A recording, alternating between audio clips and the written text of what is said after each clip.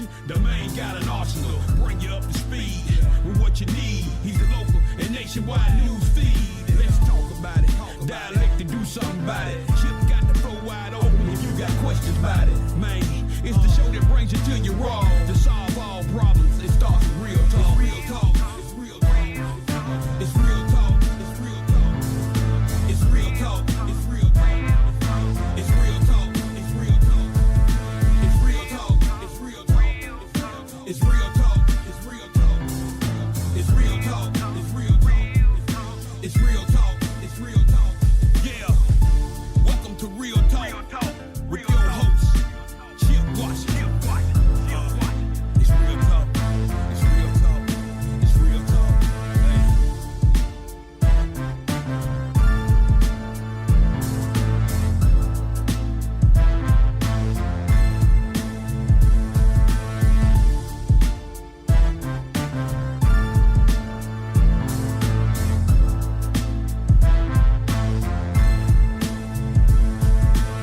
And here we go on this 13th day of October 2025, 6 o'clock straight up, which means it is time, ladies and gentlemen, for another all-new edition of Real Talk Memphis. Welcome in wherever it is you are.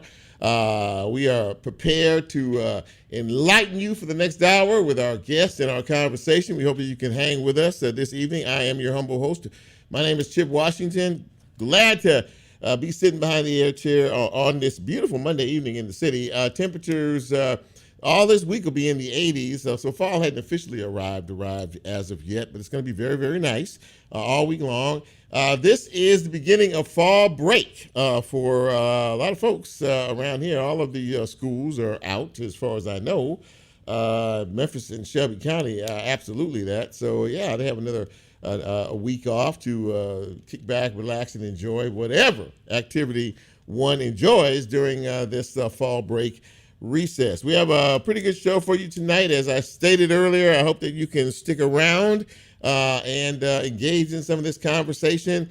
And if you're on your way home, try not to get a ticket. They've given out like 3,000 or 4,000 of them since they've been here, like 8-9 days, and or get arrested. Okay, we'll talk more about that in just a minute. Yeah, you know, we still have some federal company in town, and yeah, the National Guard finally made it Friday as well. We'll talk more about that in a couple of minutes. You can get this fine piece of radio broadcasting several ways. We are on right now live, 91.7 on your FM dial. That would be WYXR. You can also find us on the WYXR app.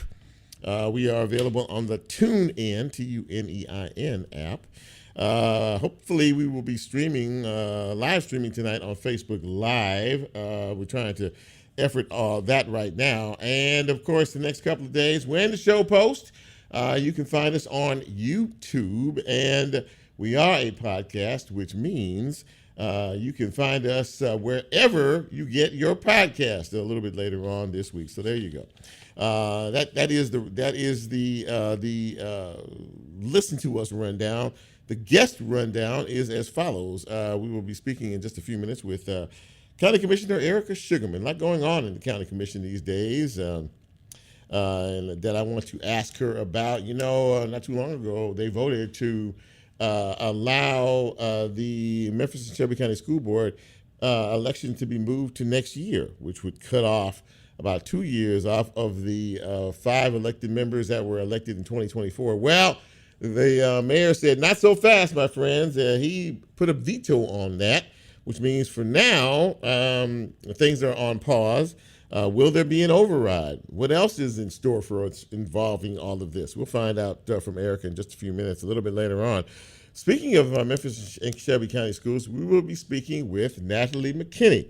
She is a school board member and newly elected school board chairman. We will find out from her about all of this back and forth with the election process, and more importantly, as they are on fall break right now, what is the board up to in terms of the second semester, and what she is looking at as some of the major projects as the new school board president. And a little bit later on, we will be speaking with State Representative Torrey Harris.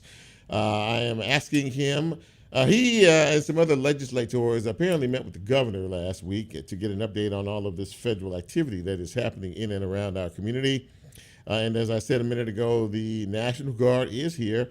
I have not seen them yet, but I am told that they are here in various parts of the community. They were downtown and they were over at Mud Island and some other things, back and forth, back and forth. So we will find out, of course, what the update is on all of this. We still don't know how many National Guardsmen are in town.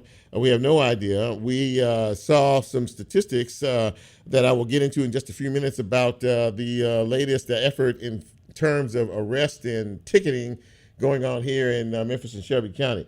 But first, let me salute all of you who are celebrating a birthday today. You know, we like to do a little thing we call the shout out, where we acknowledge all of you for making it another year. But I can't do any of that until I say, hit it, folks. Happy birthday! Thank you, Lola. Happy birthday going out to the following.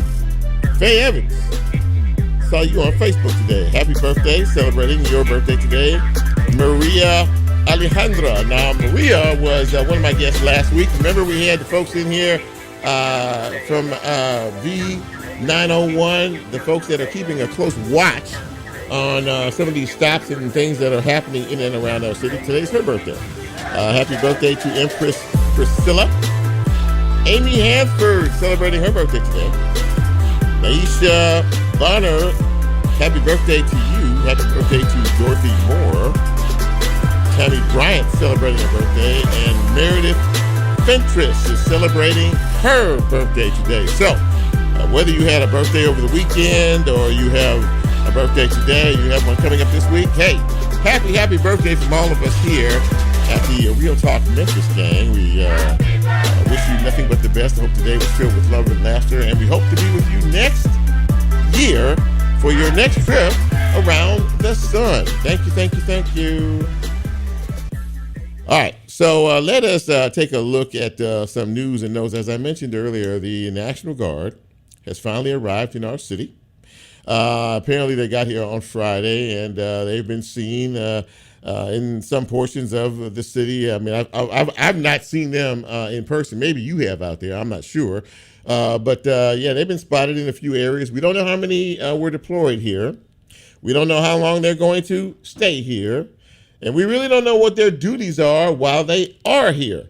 So, you know, again, once again, we're left with way more questions than we are with answers in reference to all that is happening in our community.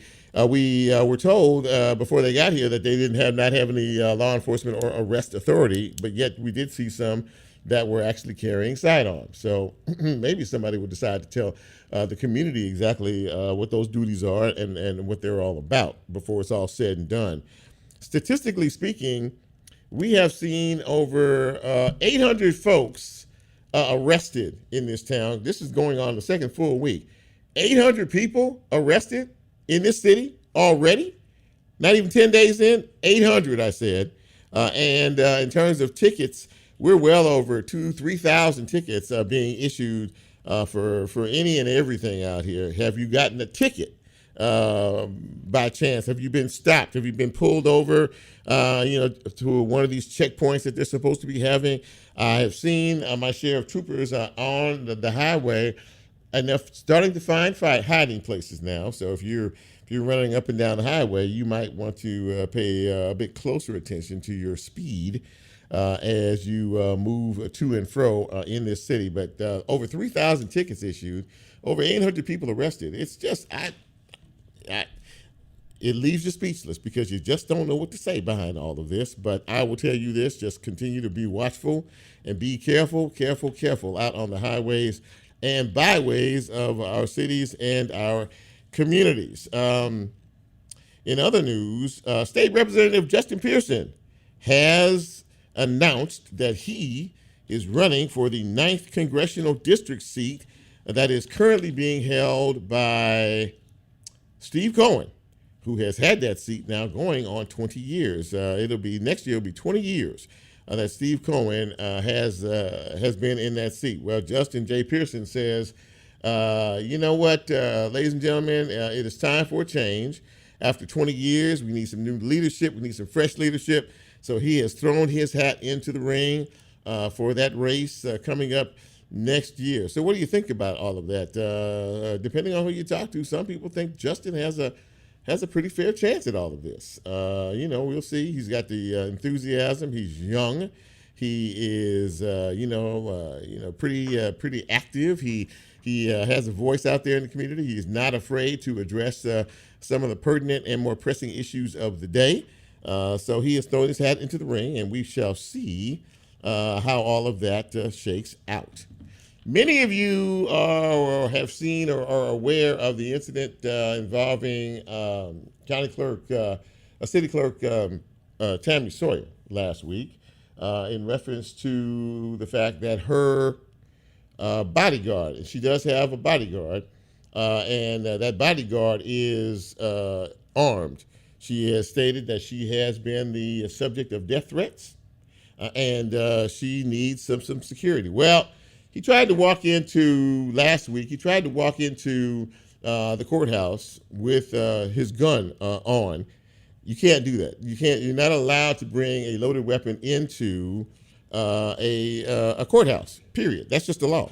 Well, he did, and there was a bit of an altercation out front.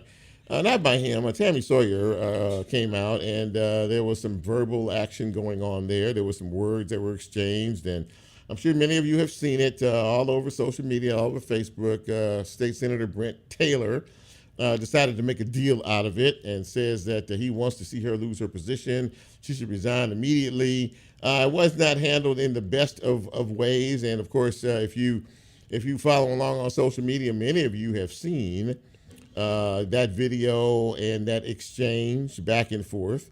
Wasn't handled the best a lot of times, but that's all it takes for some of you out there to start choosing sides and going back and forth.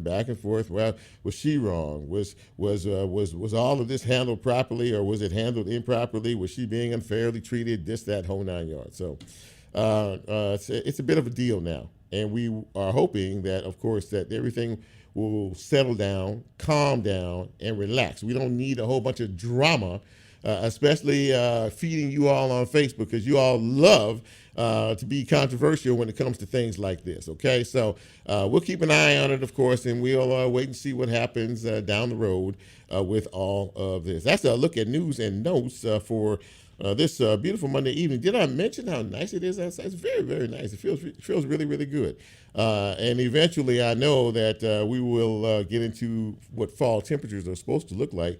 But so far, it has not left us at all.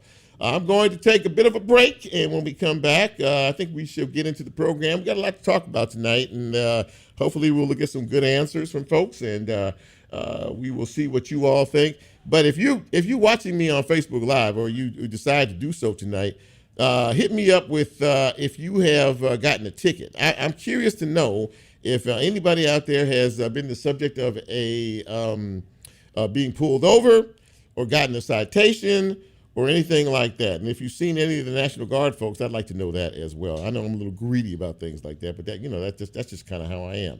This is Real Talk Memphis. I am Chip. Let us take a quick break, and we will be back on the other side with our guest and you on this Monday edition of Real Talk Memphis. Don't go away. We'll be right back.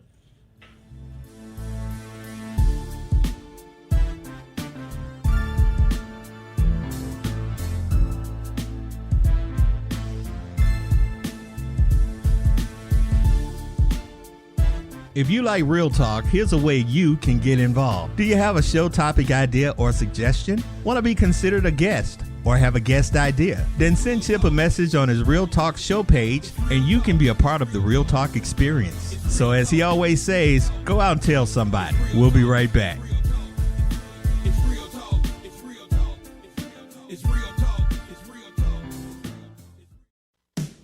Monster Market returns. Memphis's original freaky pop-up shop will be open October 10th through 16th at the Medicine Factory with a brand new collection of strange art, apparel, and home decor. One-of-a-kind oddities sourced exclusively from makers and artists. And unique in-store events every day at Monster Market 2025 this October. More information at memphismonstermarket.com. Whether it's a clunker or a classic, your car can keep Memphis grooving. Free pickup, tax deductible, and all for WYXR. Donate your vehicle at cars.wyxr.org.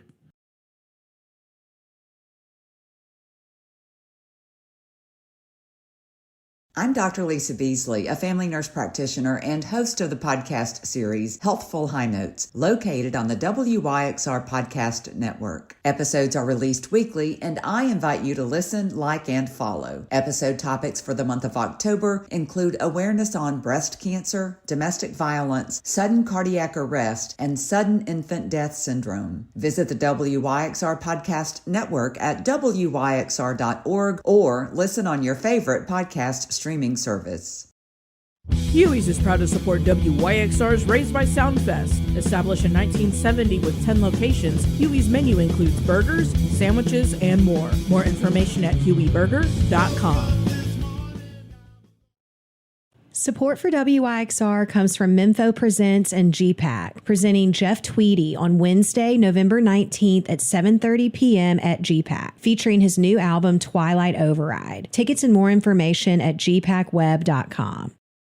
I'm Patrick Tamburino, host of the Techno Strategist podcast. Join me as we navigate the ever-evolving world of IT managed services and beyond. We'll explore everything from selecting the ideal tech partner to the forefront of cutting-edge technologies, all infused with my own unique perspective and hopefully a touch of humor. Don't forget to tune in to the Techno Strategist on the WYXR Podcast Network. For more information, head over to wyxr.org.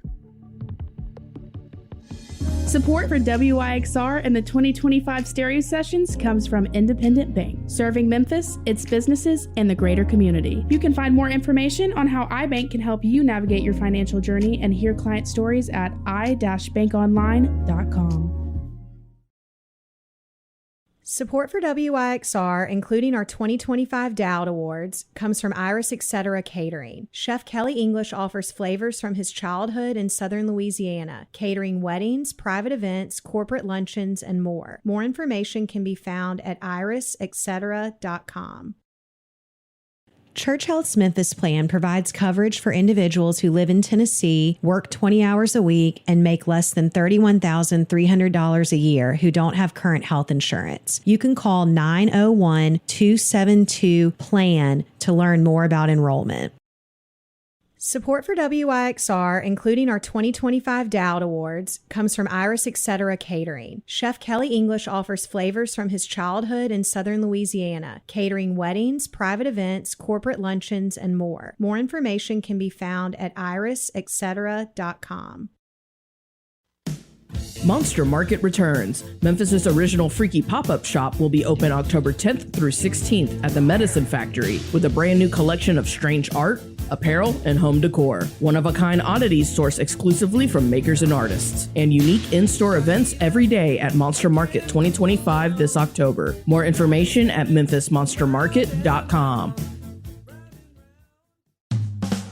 Support for WYXR, including our stereo sessions, comes from Duncan Williams Asset Management, specializing in financial management for individual investors, businesses, nonprofits, and foundations. More information at dwassetmgmt.com.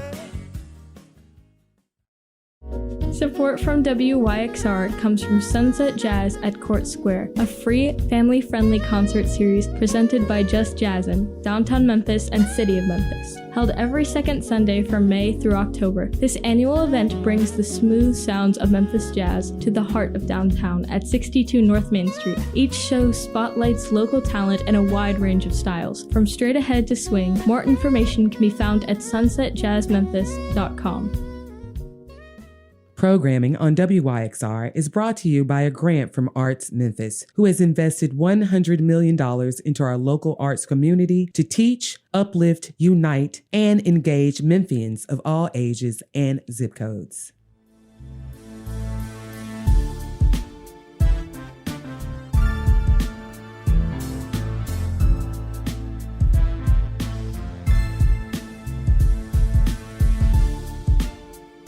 Get Real Talk on the TuneIn mobile app under WYXR, and he's now streaming live on Facebook. And you can also catch a rebroadcast on YouTube. Just put WYXR in the search box and hit subscribe. Now back to more Real Talk with Chip Washington.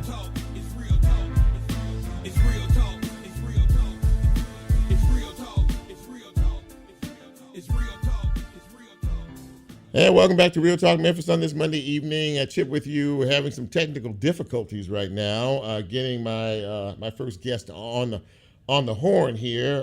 Asking her to try again. The prompt that she is getting says that there's another meeting in progress. If there's anybody that works at this radio station that's listening to me right now that can explain if indeed there's another meeting happening, please let me know, because my guest can't get through. It's kind of holding up things on the big show here. But we're trying to be as patient as we can to see if indeed we can get her. Try to log in again. Erika, if you're listening to me, can you log in again? She said send her the link again. I don't even. We'll try to do it. We'll try to do that. Send you the link in reference to the show. This is live radio. And stuff happens, and tonight stuff is happening, unfortunately. And she said send her the link again to see if she can't log in. This is kind of strange. We don't generally have issues like this, and we do have another couple of guests that are coming behind this. But we'll try to see if we can't do something in reference to all of this. I'll tell you what. Instead of me trying to vamp my way through this, Bryn, let us take another quick break and see if we have a couple minutes that we can try to work on this reconnection and see if we can get on the show. We'll be right back, ladies and gentlemen. Don't go anywhere. This is Real Talk Memphis. I'm Chip. We're here, and we hope you stick with us as well.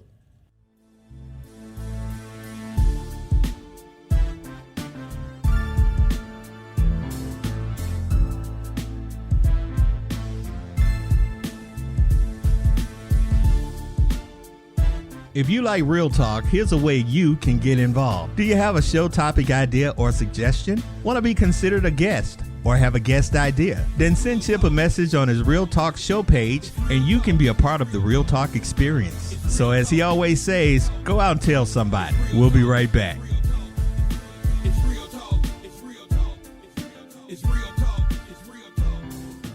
I'm Patrick Tamburino, host of the Techno Strategist podcast. Join me as we navigate the ever-evolving world of IT managed services and beyond. We'll explore everything from selecting the ideal tech partner to the forefront of cutting-edge technologies, all infused with my own unique perspective and hopefully a touch of humor. Don't forget to tune in to the Techno Strategist on the WYXR podcast network. For more information, head over to WYXR.org.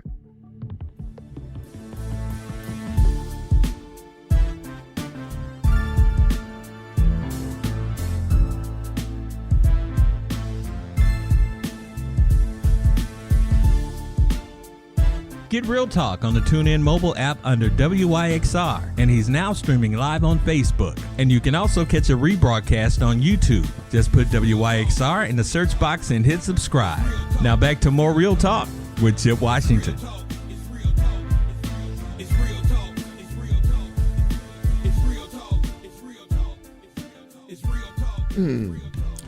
Delayed but not denied, ladies and gentlemen. Now we are back with Real Talk, and we are back with my first guest this evening. She is no stranger to Real Talk Memphis. She is County Commissioner Erika Sugarmon. Hi, Erika. How are you? Wonderful, Chip. How are you? I'm doing good now that I got you on the other side of this this monitor here. You can't get rid of me that easily. There you go. That's it. Thank you for being with us. I really appreciate that. All right, let's get into what is happening in and around the commission. Last time you all met, there was an important vote which shifted the voting term of the Memphis and Shelby County Schools from 2028 to 2026, and since then. The mayor has jumped into this, Mayor Lee Harris, and said, well, hold on just a minute. And he filed a veto, which basically overrode what the deciding vote was there. Can you tell me, now I do know that you voted against it. You wanted to, if somebody was elected, you said they needed to fill out their entire term. So you weren't for this, but what was behind the veto? Can you shed any light on that? Well, as you know, we under a lot of financial pressure, and that's another lawsuit that we do not need. We have plenty of lawsuits dealing with the jail situation because right now, as you know, the jail needs a lot of work. Right. Having said that, our resources need to be streamlined as best possible with all these issues with the National Guards on the horizon, et cetera. And so, again, we do not need an additional lawsuit. And the school board members stated on record that they were going to sue us. All right. Well, in reference to all of that, obviously, you know, we're kind of in a holding pattern now. We'll see if has there been any conversation as of yet between you and your colleagues as to the possibility of them voting to override the veto? They don't have the votes. Okay, you have to have 9 votes to override the mayor's veto. Having said that, I have not heard anything, the rumblings, etc. And we wouldn't talk about that, you know, because that would not be, we have to follow state law, TOMA. It's got to be open records, you know, things of that nature. And so we wouldn't discuss it anyway. But having said that, they don't have the votes to overturn the mayor's veto. Okay, they don't have the votes. Okay, so one of the things that was brought up, and of course you well know about the public sentiment in reference to what happened with the school board and the decisions that were made last year, and where we are now. I think a lot of folks feel very let down once again in reference to all this. You and I talked offline. Now, there is something that was proposed, because at the time when the decision was made to remove Dr. Fagans, there was a call from the public about recall elections, having a chance to recall, you know, these folks. And you proposed something in reference to a recall referendum. Am I correct in that? That is correct, because we have to follow a charter. And the charter is a legal document that states the laws, the boundaries, the naming of the county, et cetera. And so we have to abide by our charter. Now, if you want to change a charter, for example, and add a recall for the school board members, there's 2 ways of doing it. One is to put it before the voters and let the voters vote on it. The second one would be allowing the state to issue a recall or change the charter so we can do a recall.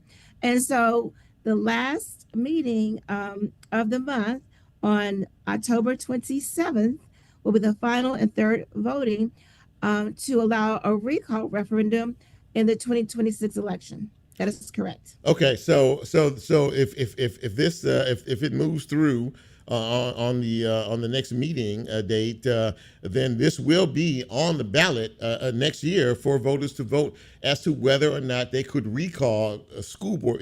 This would just be for school board members, would it be? Just for that? Well, actually, it's already in the charter that people can recall me, for example. You know, all the county elected officials, with the exception of the school board members, can have a recall, and so they'll just be adding them to the already lengthy list of potential recalls. If somebody doesn't like the way I'm voting, et cetera, they can issue a recall, you know? So everybody should have an opportunity to have a recall if someone or people believe that elected officials not doing what they should be doing. And again, it's up to the voters. It's up to the voters. And I mean, personally, I think it should be. I mean, if there's opportunities for them, they can either go and vote yay or nay. I want to shift gears here for a minute because we are in the midst of a federal incursion here in Memphis and Shelby County. We have a lot occupation. Okay, whatever you want to call it. There's a lot of them here. I'll say that 22 agencies apparently. Oh, they are not here yet. Not like they're going to be. Okay, well that's what. Yeah, you know, you made that statement, but let us deal with the present as to who is here, and we finally see the National Guard. They're here. They have a presence here as well. Let me ask you, I don't know if we've ever had this conversation. What is your take on all of this in terms of all these folks that are here and maybe more that will come, and really the lack of information that we're receiving in reference to all of this? What do you say about all of it? Well, right now, the federal government, closed down. So when they open back up, you're going to see a flurry of the federal agencies such as DEA, FBI, CIA, ICE. And the National Guard is just, that's what you see right now. But in the background, there are all the federal agents that are coming. What I do know is when I'm out in the communities, they're telling me they're already feeling the impact on their businesses because people are afraid to come out. When I was on the night out, National Night Out, there were more people in uniform than they were residents. Oh, wow. So you can already feel the tension. Wow. Well, that doesn't spell good for a lot of folks. Now, you just said that whenever they open up the government again, whenever that is, that's when we're going to see even more of an influx. I read some statistics. They've arrested 800 people already in less than 2 weeks' time and given out over 3,000 tickets to individuals. And I mean that seems pretty excessive to me in such a short period of time, doesn't it? Oh, definitely. And I think about that, where does money go? Because if it's a Tennessee Highway Patrol, for example, that money goes to the state. If it's the MPD, then it stays here. So you also got to look at who's actually doing the rest. And people have been asking, and this is something maybe, you can have DA Morrow on and question him. Who's keeping up with the data? Who are they actually, giving tickets to? Are there pretextual things that are going on? Is it racially based? We want to know demographics. We want to know the reasonings, et cetera, because again, these are mostly working class people who are trying to get back and forth to work. And so we don't need more people entangled up in our court system.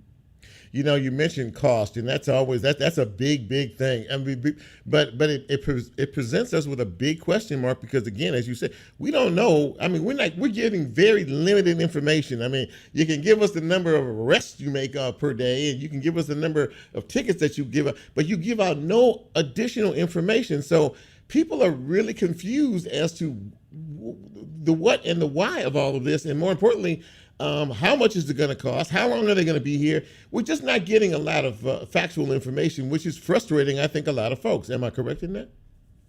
Well, when I was in D.C. A couple of weeks ago, I went there just for intel. And what I understand is that they're going to all the major Black cities across the country.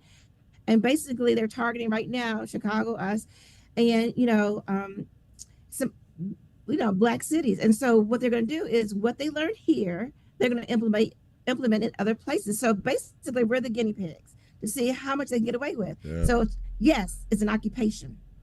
Yeah, that's that doesn't spell good for anybody in reference to all of this. Now, the governor has said something about $100 million to be earmarked for law enforcement. I don't know if that's just city or that's just county or what have you.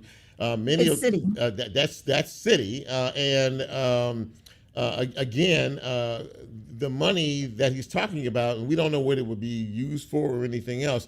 And the argument that we've heard is, if you're going to earmark that type of money, why don't you earmark it for programs or housing or other things? And we're not getting, again, that question's been asked, and I'm going to ask State Representative Torrey Harris in just a few minutes about all of that. But I'm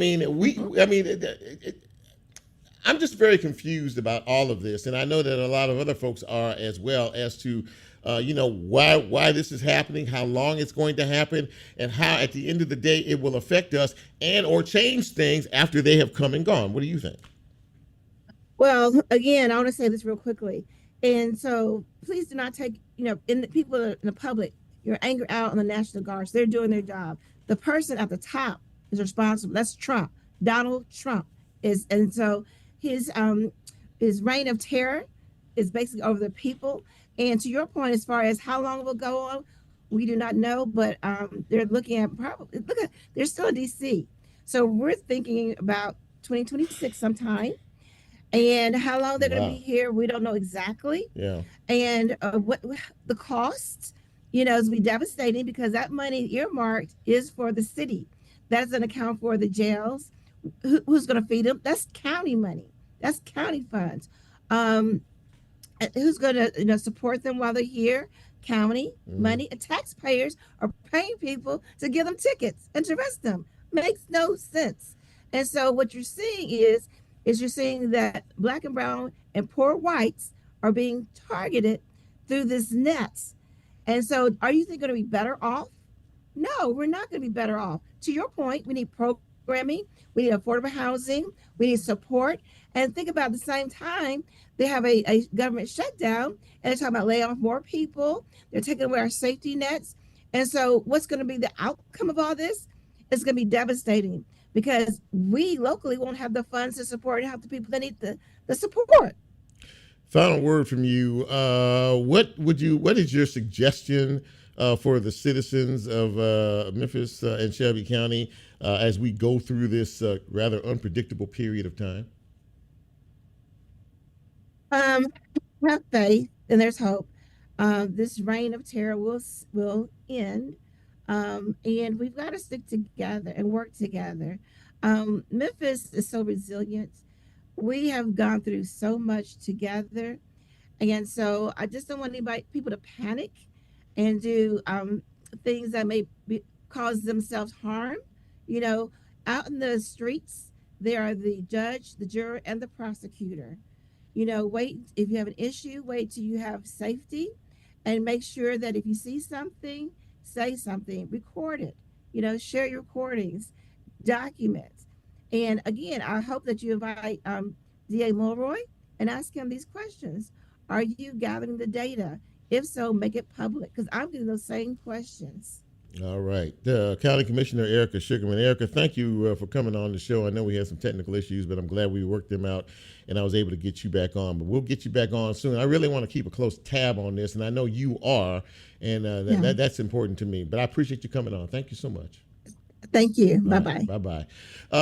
Brand, before is Natalie there? Because if she is, let's jump to school board member, Memphis and Shelby County School Board member Natalie McKinney, who is about to pop up any second now. There she is. I see her. Natalie, can you see and hear me? Okay. Natalie, are you logged in, Natalie? I'm going to try to make up a little time here. Is she good, Brent, or what's it looking like? I don't think. Maybe. Natalie, can you hear me? She can't. It's just one of those nights, ladies and gentlemen, when you're doing live radio, that the gremlins have taken over the starship, and so we're trying to get. There she is. Hey, Natalie, can you hear me? Okay. I can hear you now. I got you. It's good to see you, my friend. Thank you for taking. Yeah, sorry we're having some technical issues, but I'm glad we have a minute to get you on here. Well, first of all, it's good to see you. Haven't had a conversation in a while. It's been kind of an up and down, kind of a topsy-turvy time for the Memphis and Shelby County School Board. When I was speaking with Commissioner Sugarmon, of course, we know what happened last time in the meeting where they decided to cut your term. You were elected in 2024, as were four of your colleagues, and they were going to cut the term in half, basically allowing you off, bringing you back up for re-election in 2026. Well, Mayor Harris decided that, nope, we're not going to do that. So he vetoed that. And I would imagine, silly, simple question, that you feel pretty good about all of that, at least where it stands now. And if the county commission wants to move forward, they would have to override the veto. So what are your feelings about this right about now? Well, I think, as you said before, you encapsulated my feelings. I think that Mayor Harris did the right thing. I think part of his reasoning was twofold. One, absent some sort of malfeasance or criminal behavior, you don't cut a duly elected official's term short. And also, just in terms of our own Constitution and the whole idea of democracy, you don't let 7 people cut the terms of duly elected officials. Yeah, and I think that was one of the big questions I asked Commissioner Sugarmon, if she thought that there was any possibility that the board would, that the county commission would seek to override the veto. And she quite honestly said, we don't have the votes. We don't have the votes to be able to do that. You need 9 votes to be able to do that. It was 7 to 5 was passing to do it in the first place. So I guess we'll have to stay tuned and find out what is happening there. One of the things that they are looking to put on the ballot, next year's ballot, is this call for a recall which we heard loud and clear, late last year. You have any thoughts about that one way or another? I mean, people do have a right to decide one way or another whether they want to keep an elected official or remove one. I mean, I just kind of wanted to get your thoughts on all of that. No, I've been on record saying that is every duly elected, every voter's right to do that. Currently, every elected position, county position, is in the county charter that says that they can be recalled as long as they follow a certain process. Right.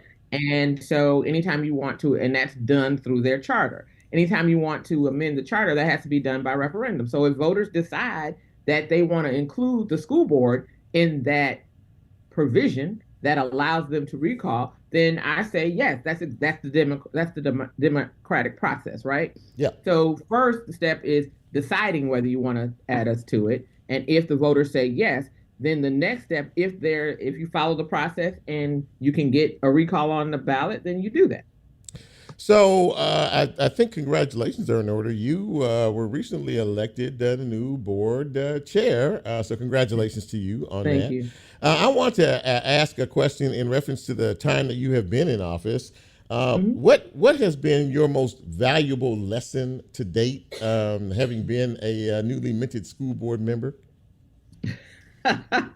Many of those, right? Yeah. Many of those. I think one of the valuable lessons is that in this position, particularly when I'm very attuned to having community input and voice. Right. However, everything is not a community decision, and so how to balance what you have to do as an elected official in that seat, representing community. And I'll say this, people are throwing community out there very broadly or very narrowly, but we have to pay attention to the entire stakeholder platform, right? So you think about those who vote, you think about the students, you think about the teachers, you think about school leaders, you think about the larger community, you think about all stakeholders. Right. When you have to think about making decisions. Balance with what our roles and responsibilities are. So I learned that that balance can be very precarious, right? Yeah, absolutely. And like I said, you were elected in 2024, and now you're overseeing the process. You were pretty involved in the last process when things happened there. So now you're overseeing all of this. So as we move forward, and you are in that top seat now, you have added responsibility here. What are some of your priorities as we move forward? We're in fall break now, and of course we're coming back, and we're about to wrap up the first half semester. But as you look ahead and as you look forward, what are some of the priorities you're looking to take care of? So I want to be clear that people understand the role of the chair. The role of the chair is a facilitator, and the things that I have to do, sign off on contracts when the board makes decisions. Sure. So when I think about priorities, I think about prioritizing a board agenda. So what are the top 3 priorities that the board wants to do over this next year as a board? Do we want to focus on literacy? We definitely have to focus on our goal setting. We have to focus on supporting the superintendent in developing a strategic plan. We have to make sure that we do our budget in a way. And one of the big things we have to do is get a comprehensive facilities plan done. Right. So those are some of the priorities that I can name off the top that I think we've all agreed to or can agree with, but we have to make sure that I facilitate us through that process of identifying what the board priorities should be for this next year.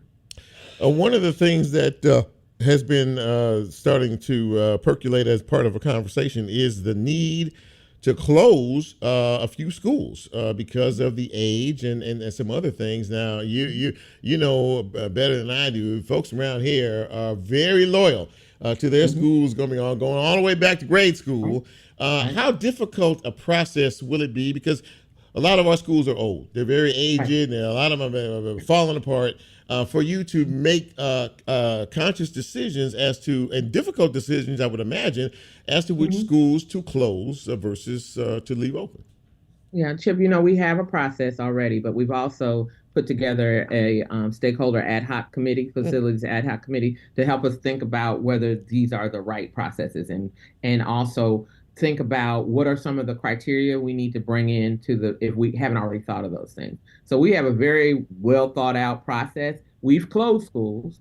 When I was at the district as a administrator, I went through, I think, 2 or 3 school closings. So it's a very well thought out process. You get community engagement. You do an impact report. Sure. You even go as far as ensuring that we hear from community at least minimum 2 community meetings. And we think about what we do with those buildings as we move forward. What we have to always keep front and center is that we need to ensure that our students are getting the best education that they can. So that means we need to make sure that we have the appropriate resources, and more importantly, we have the right kind of state-of-the-art buildings. We're getting a new building with the new Fraser High School, but beyond that, we haven't had a new building in quite some time. I think we have Alcee. Right. But after that, our students are in buildings that are average 64 years old. Yeah, and they deserve better than that. Yeah. One final question for you. Community trust is a very big issue. You are board chair now, and that holds a certain responsibility. How do, from your perspective, mend that rift between, I would say, the community and the board itself? How do you start to pull that back together? Yeah, I think one of the things we started to do is community listening sessions. So we had our first community listening session, I believe, on September 3rd. That went really well, I think, at Ridgeway. We have our next one next week on the 22nd, which will be at Fraser Community Center. Then I think we're having a virtual community listening session on November 6th. Then we'll have another one November 12th in person. And then I can't remember the December date, but we'll have another one. So one of the things I'd like to see us do is to bake that into our DNA as a board and possibly come up with a policy that says we have to at least do maybe quarterly community listening sessions where we're getting input from community about some of the issues they're concerned about and helping us come up with solutions. So that is one of the things I think we can move forward and start to build the trust. Well, obviously, that is a big part of everything that we've seen, in reference to this so far. Listen, I thank you for coming on tonight. I plan on having you back if I can catch you. I know you're a very busy person as time moves forward, and because right. I mean, obviously, the education of our young people is paramount. And congratulations again on being a board chair. And we will follow you, and we look forward to talking to you down the road. Thank you, Natalie. I appreciate you. All right, I appreciate you. All right, take care. You too. Yes, ma'am. Okay, so let's go right into our third guest. I think he's about to pop up on the screen right now. State Representative Torrey Harris is joining me now. Torrey, can you hear me okay? Can you see me all right? State Representative Torrey Harris is joining me. Okay. Torrey, can you hear me okay? I think I hear you just fine. Can you hear me? I can hear you. I can hear you great. I was hearing kind of an echo reverb there of myself. I hear you. I hear you clearly now. Okay, can you hear me? Excellent. I got you. And listen, thank you so much for taking the time and to be on the show tonight. I really appreciate it. Okay, my friend. So we have some federal company here in our city. And as someone who is a representative of a district down here, I'm sure you have some thoughts about what has occurred and what is happening. You were a part of a group that was in a meeting. I guess you met with the governor or some of the state officials last week in reference to getting an update on where we are in this process. What'd you learn? Yeah, absolutely. So obviously this has been a discussion that's been happening for some time now. But what I will say is this is the absolute first time. Last week was the first time that the Shelby County delegation, which I chair, which is all of the Democrats and all of the Republicans that represent any area of Shelby County, were able to actually have a meeting to discuss the situation. So this is our first meeting with the state, with the governor's office to discuss what is taking place in our city and our county, which is disappointing because we should have been on the front end. The National Guard is the Tennessee National Guard. So those people work for us at the state. So for the state not to be involved as state legislators and senators, it's a little disappointing that last week was our first meeting. But With that, we did get some information. I tried my best to make sure that I got it word for word exactly right and got that disseminated out to as many people as possible.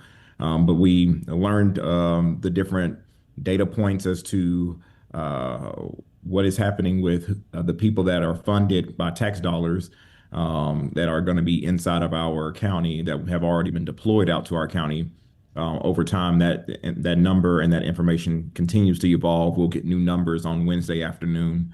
As of right now, we have 300 THP members on location in Shelby County.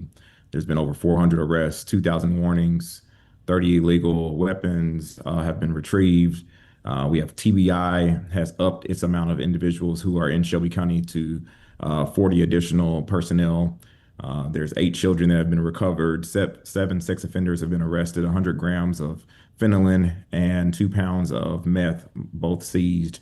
And with that, they are targeting and saying that the numbers are going down, that they are being effective, that they are targeting through patrol and traffic enforcement, which ultimately that's what we're seeing is that a lot of this is being targeted towards individuals who may have just a busted tail light or just being randomly pulled over and ticketed. Yeah. Rather than us coming up with some type of preventative measures proactively, we are being reactive. So those are some of the changes thus far.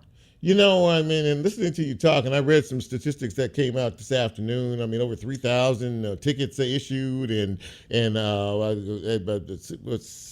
800 arrests or something like that in less than 10 days. It seems very heavy. And again, I think there's a lot of confusion in reference to the real purpose behind all of this. I mean, if you're giving people tickets for a busted tail light or some other minor traffic infraction, that seems a bit, A, on the petty side, and B, I mean, it's like are we padding statistics? I guess I'm just, because a lot of folks are frustrated. I'll be honest, I've not seen, thank God I hadn't gotten a ticket for an infraction or anything else, but there are a lot of people have, and it just seems like every day they're adding statistical numbers to it. And Torrey, we're not getting a lot of other information. You know what I mean? We're not getting the detailed information that people really want to know, as you dig inside the numbers. Does that frustrate you any? Yeah, absolutely. And I will say that we find out information about the same exact time that everyone else finds out the information, unfortunately, and which is part of the conversation that we had. We will be having regular meetings with the governor's office now moving forward to have these conversations.